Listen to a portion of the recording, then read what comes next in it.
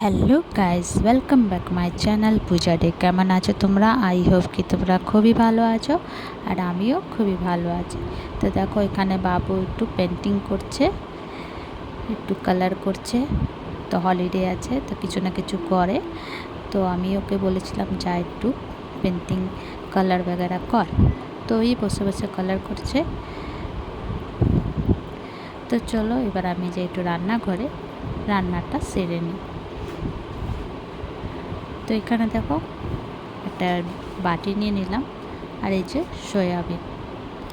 তাই আজকে একটা সয়াবিনের এরকম রেসিপি দেখাবো কি তোমরা খাবার চেটে পেটে খাবে, এত টেস্টি হয় তরকারিটা। তো সয়াবিনটা আমি ঠান্ডা জলেই ভিজাবো, গরম জলে ভিজাবো না, ঠান্ডা জলে ভিজাবো। তো এখানে কিছুটা মশলা নিয়ে নিলাম। তো দেখো কী কী নিয়েছি। এখানে নিয়েছি জিরে, ধনে, রসুন, আদা, টমাটোর, পেঁয়াজ, শুকনো লঙ্কা এ নিয়ে এটাকে গ্রাইন্ড করে নেব। তো চলো, তো এই যে আমার গ্রাইন্ড হয়ে গেছে, মশলা রেডি। এবার আমি সয়াবিনটাকে জল বার করে রেখে দেব, ভালো করে গেড়ে নেব জলটা। তারপরে এখানে আমি কড়াই বসিয়ে দিয়েছি, কড়াইটা গরম হয়ে গেছে, দিয়ে দেবো মাস্টার অয়েল। তারপরে এই যে সয়াবিনটাকে একটু ফ্রাই করে নেব, হালকা একটু ফ্রাই করে নিলে সয়াবিনের খেতেটা টেস্ট লাগে। তো 1 মিনিটটাকে একটু নাড়াচাড়া করবো। তারপরে দিয়ে দেবো আমি নুনটা আমি অল্প দেবো, বেশি দেবো না, কি সয়াবিনের ভিতরে ঢুকে যাও।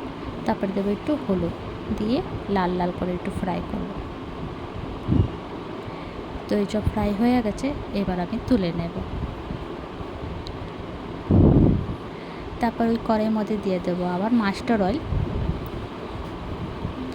তারপরে দেবো জিরে,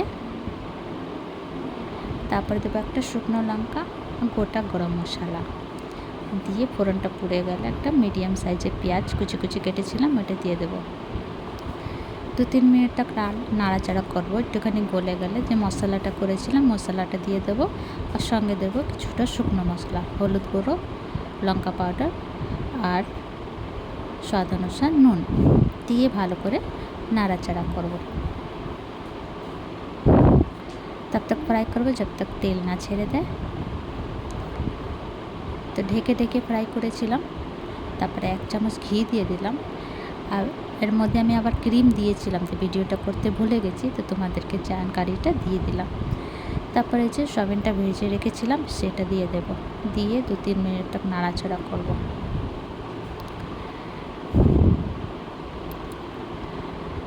তারপরে যে ভাজা হয়ে গেছিলো, তো একটু জল দিয়ে গরম মশলা দিয়ে নাড়াচাড়া করে ঢেকে রেখে দেব। তো আমার তরকারি রেডি। তো এখানে আমি একটু ক্রিম ছড়িয়ে দিলাম। তো দেখো, আমার এই সয়াবিন তরকারি রেসিপিটা তোমাদেরকে কেমন লাগলো? ভালো লাগলে প্লিজ লাইক, শেয়ার, কমেন্ট করো, সাবস্ক্রাইব করে দিও। আবার নতুন ভিডিওর সঙ্গে দেখা হবে। তো তোমরা সবাই ভালো থেকো, সুস্থ থেকো। কমেন্ট করে জানিও ভিডিওটা কেমন লাগলো। ভিডিওটা এখানে শেষ করছি। Bye bye, take care.